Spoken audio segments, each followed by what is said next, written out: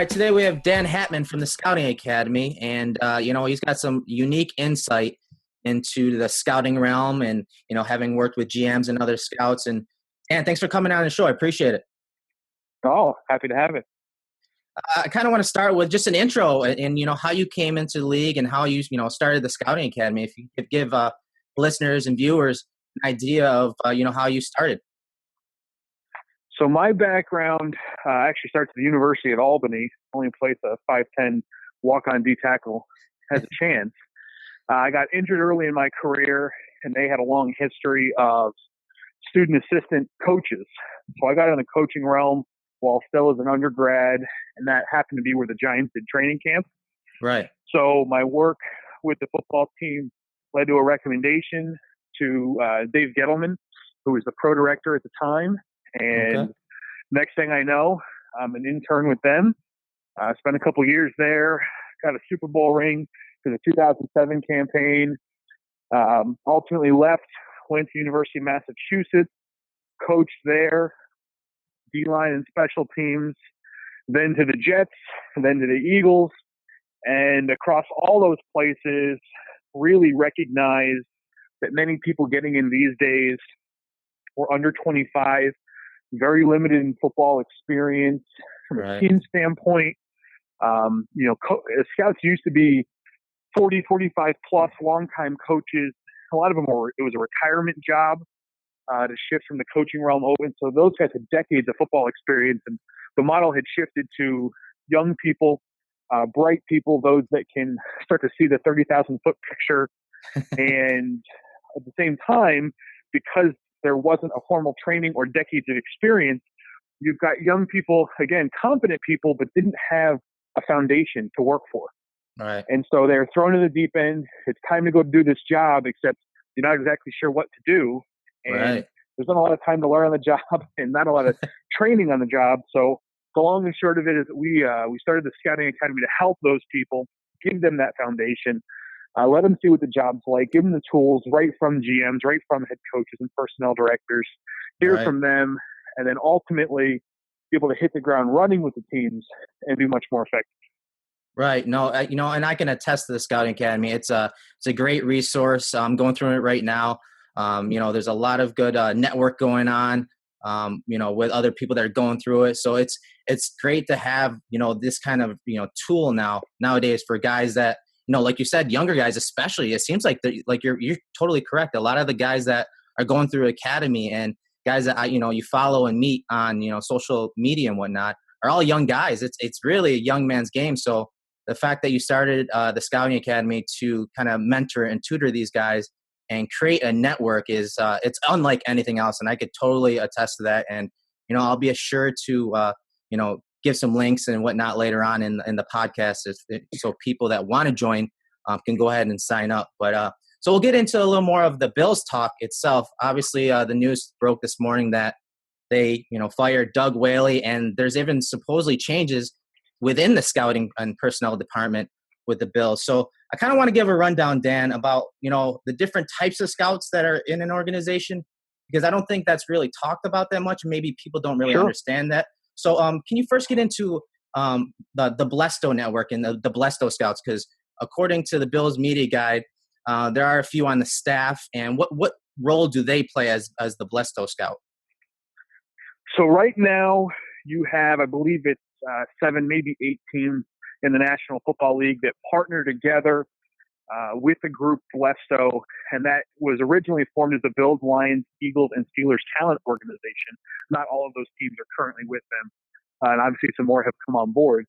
The idea there is sourcing your initial candidate list, helping get verified times, helping on the background information, a lot of the detail work that teams are going to do for every player, and all the teams are going to cover the same players. These teams come together, they pool those resources. So each team hires a scout that's a member of that organization. Then those scouts go work for Blesto, generating reports that get disseminated to all teams. Oh, okay. So it's less about the talent evaluation of the player. Again, the individual organization is going to assess how good the player is throughout the process. But again, it's more about filling in all the other blanks and lightening the workload. Because if each team had to go out, source 1,000 prospects, do all the verified height, weight, speeds on them coming out of their junior year, go start your background work, and again, put all that process by themselves for the duration of the year, you'd stretch your human capital so thin that they wouldn't be able to spend time watching the film. So Totally. that entity comes together again to share some of that fundamental information. Teams will always then go source additional information that differentiates and helps them get a different level of insight, but it's a starting point. So the Bills are one of those organizations. They do have one staff member who is assigned to go work a region for Blesto and then pass that information along. That scout will also do additional responsibilities for the Bills, and generally speaking, it is the stepping stone from a scouting assistant, which is an in-house entry-level, sometimes intern-type position. Then you move to the Blesto role, which is where you get your feet wet going on the road and doing school calls, and then from there you move into an area scouting position. Okay, so did you ever hold a position similar like that, or did you, I know you've worked with several organizations. Is that how you kind of moved your way up? So inside of a team, you have two verticals. College scouting, which is what everybody thinks of when you talk about NFL scouting, and that's the guys that we went on the road all year, sourcing the players that we just saw draft over the last few days. The second vertical is pro scouting. That's where I worked. So when I got done with my scouting assistant time, I got put into the pro scouting side of things, in part because of my coaching background.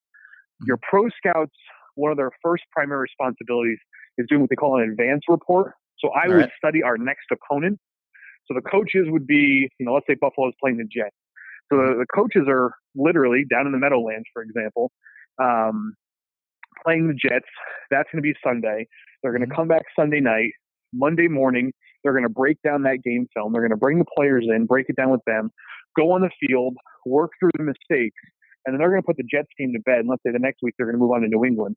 Well, I spent the last week or two studying New England. Gotcha. So when we got together Monday night, the coaches, like I said, put the Jets team to bed, completely got done with that. I come in Monday night, usually right after dinner time, and I put together a huge presentation saying, okay, here's New England, here's their personnel, here's what they've been doing, here's any changes since the last time we saw them. And I get the coaches jump-started on the game planning process because they have Monday night, all day Tuesday when the players are not there.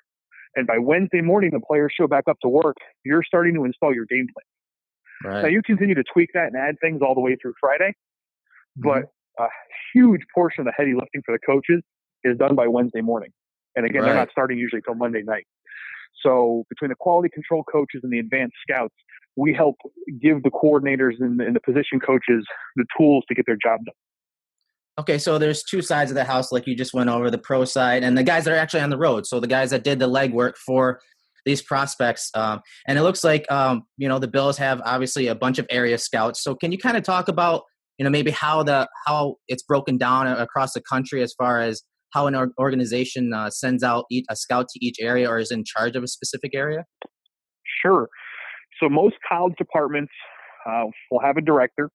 Sometimes they'll hold a different title, such as director of player personnel, maybe assistant GM. But for the vast majority of teams, they are the college scouting director. That person is obviously responsible for everything that happens in that department and presenting information to the GM. They're also usually your top evaluator on the college side. All right. That individual may or may not have an assistant. They almost always have a coordinator, which is a low-level, again, entry-level type position. This person's the right hand. They're helping run the logistics of the department. Again, helping make sure all the information's collected properly, entered properly into the system so they can be presented up the food chain. And then you'll have a layer of what they call area scouts, usually 6, Northeast, Mid-Atlantic, Midwest, Southeast, South or Southwest, and then West Coast. And they are organized usually by states. So your Northeast scout might have everything from Maine down to maybe Maryland and over to, Ohio or Pennsylvania. That area scout is responsible for every draft eligible player in their region, in their states. Right. So your Northeast is going to have more schools per capita than your Midwest or your West Coast, but they have a shorter distance to drive. Mm-hmm. Whereas, again, your West Coast scout might be covering everything from Washington State down to Arizona over to maybe a Kansas or a Colorado or what have you. So a huge regional footprint, but less schools in between. Gotcha.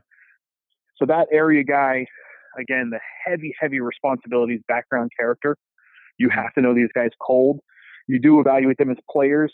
That gets passed up the food chain and provides a structure to how the executive level watches film. The executives are not just grinding on random players all day, every day. They're from the area scout center report. Hey, I went to Washington State. They had one guy that I gave a second round grade to, and they had 5 guys that I gave 6th round grades to. Well, the GM's going to take the guy with a second round grade, and that's going to go into his hopper for more immediate viewing. And the 6th round guys will circle back on later in the process. And so as all the scouts are sending in reports each week, the GM or directors are slowly but surely building their list of who do I need to watch and prioritize in the process. So they just and the prioritize. Last layer, go ahead. No, that's awesome. And that's great insight to have, because, as you have the upper level personnel people, the Whaleys and the pro personnel guys, there's no way they can watch everyone. So it's nice to have, an idea on how the hierarchy works. Well, sure. And this is also when people start saying, well, how did the draft stock change so much? Sometimes it's just a player that had not been prioritized earlier in the process. The GMs and executives finally get a chance to watch, and they really like them. They go meet with them at an all-star game or a combine. Again, they really like them. They go to a private workout or a top 30 visit, and they really like them. And yeah, a guy might have had mid-second round grade from the area scout, but by the time the top level got done with them, they might be mid-first round. All right. So, okay, now in regard to the draft, because there was rumors that a lot of the scouting personnel for the Bills and even GM Doug Whaley were, possibly in jeopardy of losing their job after the draft. So with that said, and you went over the hierarchy and how important this is, and of course they're doing this work all year round. That's another thing fans need to keep in mind. They're doing this all year round. But how does that affect the draft, specifically the draft board? I mean, and how soon before the draft is a board set? So that varies. And the easiest answer I can give is when the final decision maker is comfortable with all the players on the board and where they're at, and the board is set. So that could be a day or two before. That could be a week or two before. I think the longer a staff is together and in place, the more processes they have polished.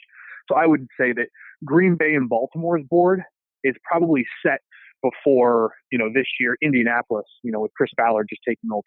My guess is, him being comfortable with every player top to bottom and having to work with new staff in Indianapolis that he didn't hire probably took him, a few days longer than, again, Green Bay or Baltimore, who've been together for, almost decades now in that process. So to your question of what does that all mean? Well, the area guys, their information is filtered in. The pro days really closed the process for them, unless something comes up like Gary and Conley, where there's a question now and the area guys maybe has to go back to Ohio State and help investigate that.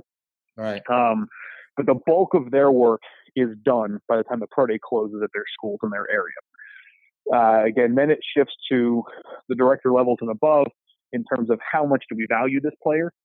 And then again, as the board gets set in the days or weeks preceding, that's done. The hay's in the barn. Now it's down to whoever the 2, 3, 4, maybe 5 people are that actually make the decisions, ownership, team presidents, general managers, head coaches, whatever mix they're in. Those guys then work the board. In terms of the actual draft room, when you're on the clock, this is not 20 people clamoring for what to do. Right. You might have 20 people in the room. Unless you were called upon to answer a question, you sit there and let the decision makers work. Oftentimes, an area guy may be brought in to answer one question if decision makers are splitting hairs on a prospect. But usually they're not actively participating until your 5th round and later, when maybe not everybody has watched a player and someone needs to come in to tell, hey, we're thinking about taking X player, give us your thoughts on them. Or, hey, we got 2 players in your area we're considering. Who do you like more? Again, they're really drawn out to help on the actual day of decision making in those roles, and then they're really heavily used for undrafted free agents. So the bulk of Right. the lower level staff members' work in the draft process is just kind of hanging their weight, answer a few questions, and then when it's time to fire on the guys in your area that we want to sign as undrafted free agents, go recruit. Right. So coming back to what happens when everybody's nervous about their job, well, they gave everything that they know to the decision makers, and then they don't know whether or not they're going to be kept. So yes, it's a situation where they might be living in fear, but you're not going to go blab what you know to everybody else, Right. because these are small circles and people do talk to each other. And if you get known as somebody who's going to leak your team's information, no one's going to hire you. Right. So you do the best job you can, and you hope that even if moves are made, that you could earn a position with the next staff or retain yours or what have you. So you just kind of hang tight. You hang tight and you do your job, and you wait and see more than anything, which I know can be a very scary proposition, to say the least. I can only imagine. That's the thing with scouting, man. It's it's very much like coaching. It's like, what have you done for me lately? And I know a lot of it is putting your time in the scouting department. But that's a lot. Fans don't understand that, Dan. Is they said, well, if we have a new regime, new coaching staff, why wouldn't they have fired whether it be Whaley and the scouts prior to the draft? And you touched upon it, because these are small circles, and all that information we get out. And the other part of it, Dan, and I don't know if this is true or not, so I'm going to run it by you, is, say hypothetically, like I think last year the Browns fired a bunch of their scouts pre-draft, and I think the Rams did it this year too. Now, what's the danger of doing that? I mean, can other teams legally pick up, this free agent scout, and obviously that scout could really, kind of give intel on, the inner workings of the organization, or even draft boards and stuff like that, right, Dan? So the unfortunate misconception is it was publicized. Neither the Browns nor the Rams, to my understanding, actually fired those scouts. They simply let guys know, hey, your contract is not going to be renewed when it expires after the draft. So scouts' contracts, usually 2-year deals, end after the draft. Wow. Okay. Most guys just get picked up and continue on in those situations, but it does give decision makers an easy window to get out. So I know for a fact the Rams guys were not fired. They were simply told, we're not going to renew your contract. You are under contract to work for us through the draft, and your contract has a non-disclosure, so you're not able to tell anybody else what you know. The one unique one this year was the Redskins actually fired Scott McCloughan. So he was available as a free agent, basically, to be picked up as a consultant by any team and to tell them whatever he knows. He also runs a scouting agency, doesn't he? He is, I believe, he ran that between Seattle and Washington. My understanding is he is going to be opening that back up for business, yes. Yeah, I believe he had to step away from it just because he was working for the Redskins. But, wow, that's an interesting take. Did any team pick him up as a consultant? Do you know? Not that it was publicized. I made a joke on Twitter that I would assume the Giants, the Eagles, and the Cowboys may have all called in and paid him a fee to get his thoughts on the board, because Washington admitted that Scott's influence on their board was there. He helped set a lot of that prior to his dismissal after the combine. Obviously, they changed some things. Players like Jonathan Allen falling to them could not have been expected. So you didn't necessarily get insight into exactly what Bruce Allen was going to do, but you could certainly hire Scott. Hey, here's X amount of cash. Who are your top 100 players or what have you? Those deals very well might have been struck after his dismissal. That makes sense. Okay, so now back to kind of the Bills and the draft board itself. So obviously the board was set, with Whaley and the scouting personnel in place. The board was set, and the Bills drafted some really good players. They made some good moves up and down the board. So much so, they made some good moves, especially that first round move to get a first round pick next year. That was kind of surprising from a Bills standpoint. Usually we're on the other end. We're usually trading up, to get talent. But it was a good move by the staff. And it's one of those things, like Bills fans, we feel like, it was a different draft because it felt like it was a McDermott draft just based on, the moves they made and the personnel they picked up, the talent they picked up, because they were not just talented, but they are character guys. And that's the thing McDermott's been preaching since coming on as Bill's coach. So, I mean, as far as the board goes, do you think McDermott would have had the final say there then? It feels like he did. I mean, what's your opinion on that? Yeah, I mean, there's been reports out since right before the draft that Sean was the final decision maker on all those moves. I don't have internal confirmation of that or anything of the nature, but yes, I would feel pretty comfortable saying that Sean probably made the decisions on who to take. Now, is he able, because it was kind of odd to watch the board fall the way it did and the moves that the Bills made, because there were a couple times where he jumped up, we traded up to get, Zay Jones right in front of, a few picks in front of Carolina when they wanted a receiver as well. And then they also did it again when we took the tackle Dion Dawkins from Temple. They again jumped in front of Carolina, who also had a need at tackle. Do you think that he had some kind of insider information from Carolina, or you think that's just a good job of him and the personnel department scouting other teams ahead of them and what they're looking to acquire in the draft?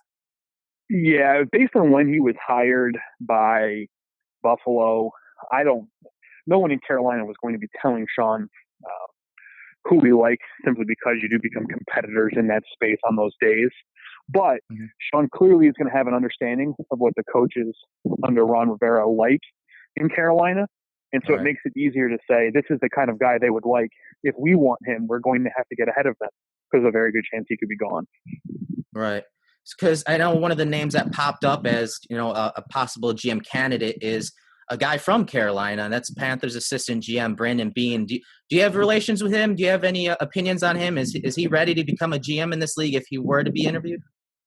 I know he's been interviewed, I believe, 3 times. In fact, he was interviewed for Carolina's job when Dave Gettleman earned that right a couple years back. I don't know Brandon personally. I haven't worked with him. I do get the sense that Mr. Richardson really likes Brandon and thinks very highly of him. I take that as far as to think that he may or may not be being groomed Eric DaCosta style to be in place come the day that Dave decides to step away for whatever reason. And that could be years down the road. Don't get me wrong. Right. So if Brandon wants to be the decision maker today, obviously I think, they would have to let him go and they can't stop him from taking a promotion. But again, he grew up there. I believe he has the trust of Mr. Richardson. I could see him being in line for a promotion down the road where he's at now. Okay, so does the organization, do the Panthers have to give him the okay to interview for other jobs, or it's just kind of a given? My understanding of the league rules is that if you are going for final control, which on the personnel side would be the 53-man roster. So if Brandon was being offered the opportunity to interview for a job, it would give him 53-man control in Buffalo. Carolina cannot stop him from interviewing. Okay. Now, across the league, do you have any other maybe possible candidates that if we are to hire a new GM and not just give the role or that hat to Sean McDermott, do you have any guys across the league that we should be on the lookout for or maybe you can look into? I think the easy dots to connect are him to Carolina because he was just there for 4 years. I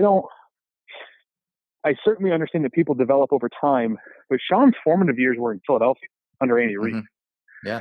So personally, without having worked with Sean because he was gone by the time I was there, I am more intrigued by him finding someone that has Philadelphia ties. And Sean started there, I believe, in 99 or 2001. Or he was in Philadelphia for a long, long time. And those guys are scattered all across the league. I mean, he crossed paths with Mark Ross back then. He crossed paths with Scott Cohen back then, John Spytek back then. Joe Banner today put a tweet out and said, pay attention to Brett Veach, who's the co-director of player personnel for Andy Reid in Kansas City. And Brett and Sean worked together there. Right. So, that just limiting it to Brandon Beane and Don Gregory while being, both very respected individuals in the league in Carolina, I don't think is all encompassing of who they could consider. Mm-hmm. I would also say I would be a little bit surprised if they didn't have a strong plan A and plan B kind of locked in.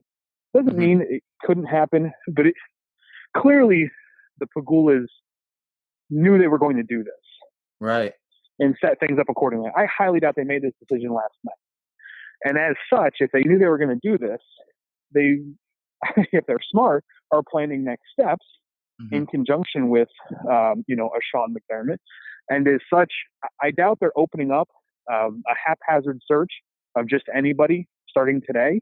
Right. My guess is they've been vetting candidates for a while and have their, I don't know, I'd ballpark it 3 to 5 maybe, finalists ready to come in and interview over the next few days, because not only do they have to get that person in place, but there are rumors that the entire scouting department will not be returning. And if they have to staff the entire department top to bottom, they've got work to do. Oh, there's no doubt about it. And when you factor in that they also own the Sabres and are doing similar searches for a general manager to the mix, I mean, you know that the airplane owned by the Pegulas is going to be traveling a lot because they have a lot of work ahead of them, Sure. So as far as the draft goes, I know you pay attention to every team in the league. Where, off the top of your head, where would you grade the Bills draft? Is there any player in particular that caught your eye that you thought they got great value in? Well, I stay away from the grading piece because what I think of the players and who I prefer doesn't make a difference to what Sean and his staff want to have available to them. Right. I am intrigued by the fits of a Tre'Davious White and his skill set relative to what Sean has historically liked. That one certainly intrigues me. Obviously, the quarterback pick later on, that was a name we heard a ton about in the process.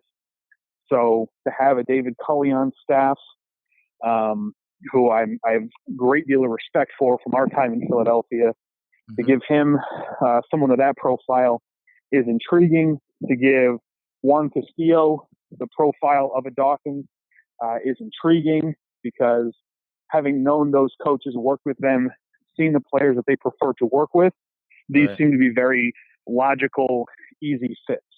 Now, whether or not they turn into high-quality starters across the board, different story. That still goes back to actual player development.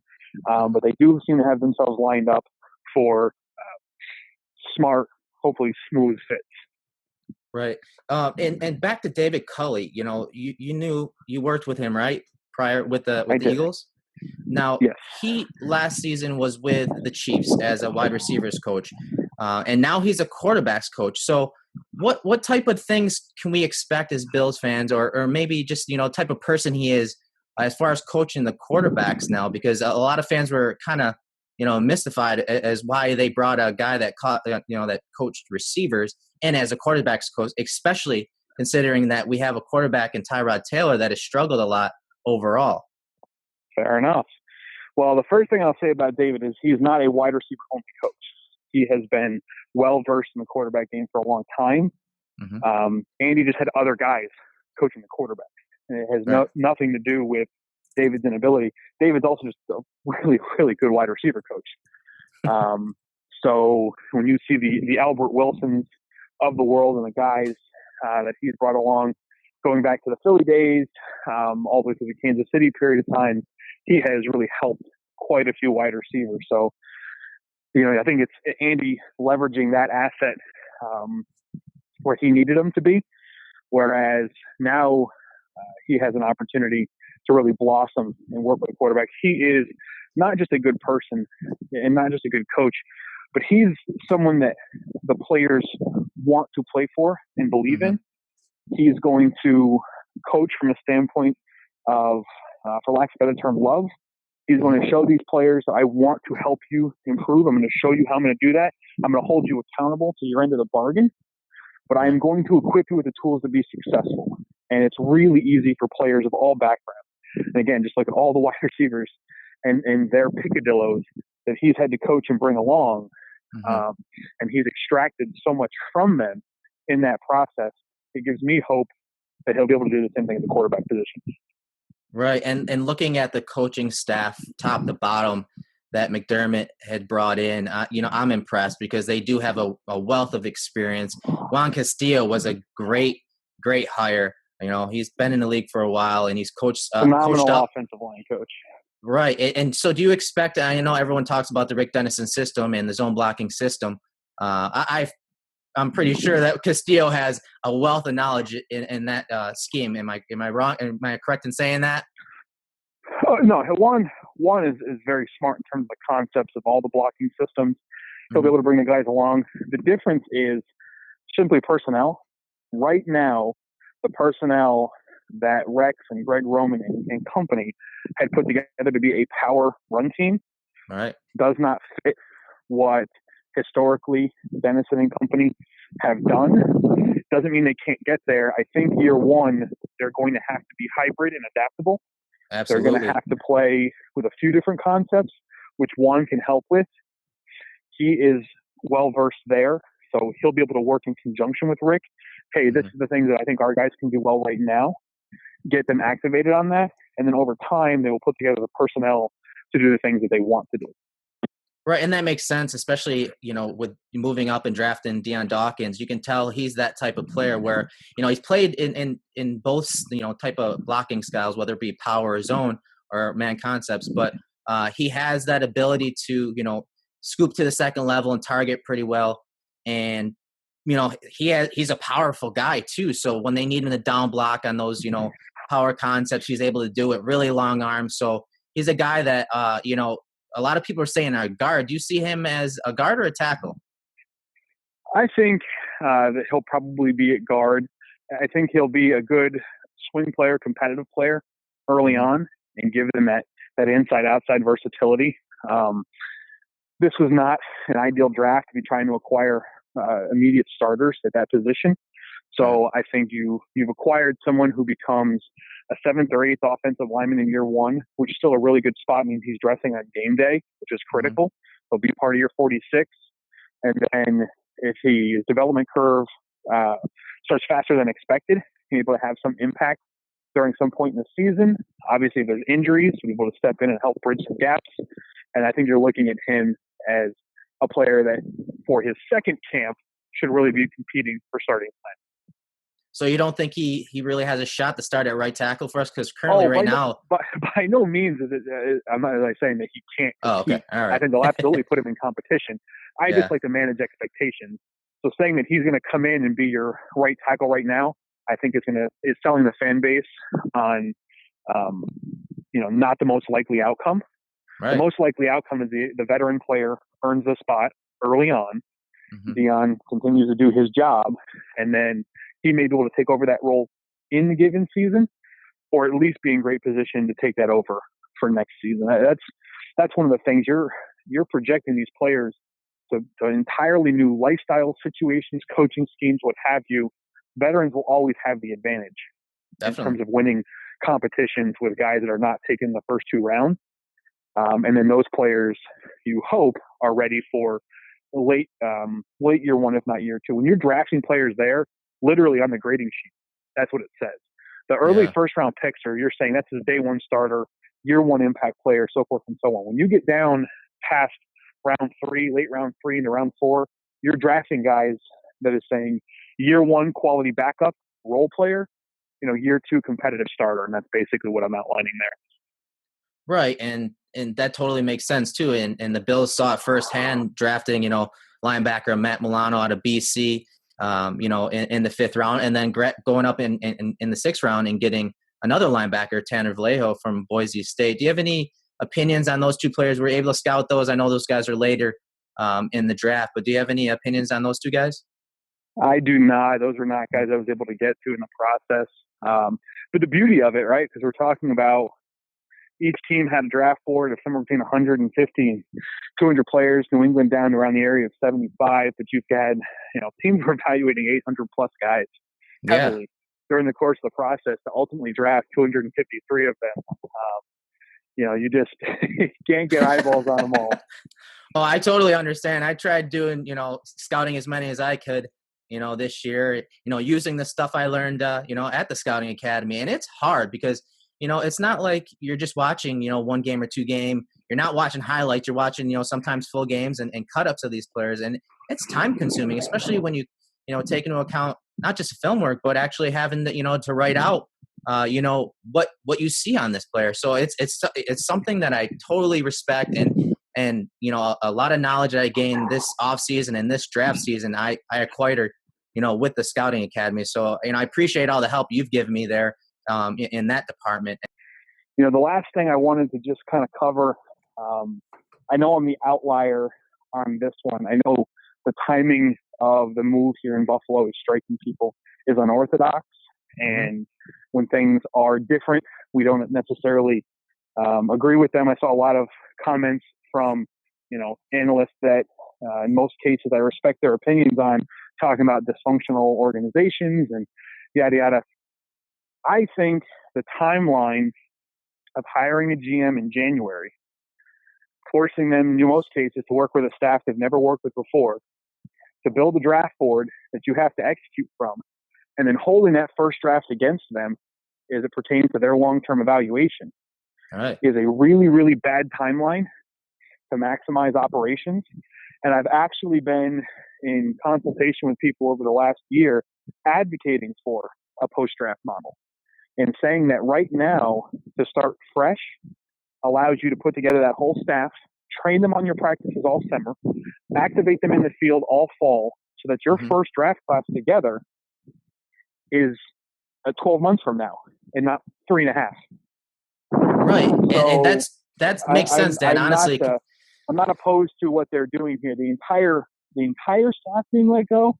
I hope that's not the case. I hope that all it is those who are not under contract, much like the Cleveland and Rams situations we talked about, are obviously free to go look for other employment. Those that are under contract will be evaluated by a new decision maker to determine whether or not they're staying. I hope they're not just absolutely chopping everybody today. If they're holding on to those pieces, letting the new staff, the new decision makers vet them, decide whether or not they want to keep them, I think that would probably be the smarter move. But this timeline, to me, should not be taken as a sign of dysfunction, but one of saying that the way we've always done it hasn't always worked out. So let's see if there's a better model. And that makes sense because, if they were to fire in pre-draft, I mean, it just adds so much more stress, to the draft process. And who knows, if whoever they brought in or whatever, could work well with the people that are already in the personnel department. So it does add a different element to the draft process if it was done pre-draft. So that totally makes sense doing it post-draft and, bringing that guy in and, slowly working into that and transitioning into a new scouting system, because GMs aren't just brought in and, okay, this is how it's done. They need to implement their grading system, how they do things. So it does take time. Am I right? As most of us that, especially those that evaluate players in this process externally, we build our boards, the guys that we like. The most unique thing that people don't understand, the GM in most cases is not just sitting there with their own board doing their own thing and picking their own guys. You are now having to take information from your staff that you're leveraging in the process. Maybe it's their grades, maybe it's the background, it's the character, it's the medical. You're trying to figure out how it fits with your coaching staff. You have to listen to dozens of people in the process who are giving you information, determine its quality and validity, put that all together, weigh that, measure that, decide how much these players are worth, and then activate in the draft on that. This is hard stuff, and it's not just one guy saying anything up there and picking every player. I mean, if you go back through even just Doug's classes, the original class was picked for Doug Marrone. Then he spent 2 classes picking for Rex Ryan. So to try to determine from those 3 classes who are Doug's players, even still, it's incredibly difficult. You want to give him credit for the Ronald Darby's of the world, which is excellent, but those are players that are great for Rex Ryan's system. You think about the power offensive linemen that are all probably going to be gone here soon, and we could look back and say, oh, well, Doug picked that offensive lineman. Not necessarily. He picked offensive linemen that were working for that system that will no longer work in future systems. Right. So, even the hindsight bias of looking back and trying to determine what did Doug do without understanding who he was listening to, valuing, leaning on, culling information from, it's impossible for myself who talked to many of these people throughout the course of the year. I can't unpack what exactly is Doug's picks. And elsewhere, I can tell you from my time in Philly who may have had a heavy hand in certain picks in certain draft classes. But again, these are organizational decisions in many cases, at least they should be. Right. And so to peg all of it on one person's failures, and many times is not reflective of the process. Totally. And you throw into account, how the Bills were sold to the Pagulas. I mean, that had a huge bearing on who Whaley was bringing in as far as talent goes in the draft, because like you had mentioned, he had to pick players for specific systems, for specific schemes, for different coaches. And, and right before the sale of the team, they went, 9-7, and it looked like they had a dominant defense. And then, the team was sold, and, Doug Marrone bolts. And that, to me, was the turning point for Whaley, because he looked like he was building something really good. And then he just, again, they brought in Rex, and that to me was a turning point in Doug Whaley's career as a GM for the Bills. Sure. And it's like I said, unless someone has confirmation on who was the final decision maker on the coaches, and what were the Pagulas roles, and what was Russ Brandon's roles, and what was the coach's roles, and what was he learning from the scouts, and what did the doctors say about certain players. Unless you have all that information verified and at your fingertips, I don't know how any of us can look back on any of these guys and say that each and every pick was their success or their failure. Right. Most of the really, really good ones I've been around say when we succeed, it's because of us. When we fail, it's because of me. That's fine. I appreciate you guys taking ownership of that stuff. Right. But I've been around situations where decision makers were given poor information that they worked from, and then bad decisions were made. So you can say that, well, they need to vet their people better and make sure that they're always getting quality information. Valid. Mm-hmm. Totally. You get that.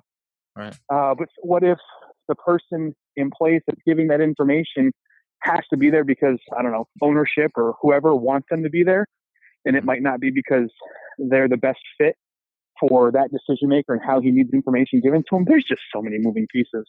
So I appreciate everybody that is devoting their time and energy and money into a club, wanting to see positive outcomes. I love the fans. I appreciate it. There's the only reason any of us are employed is because the fans are passionate and want to be a part of that. I love that part of it.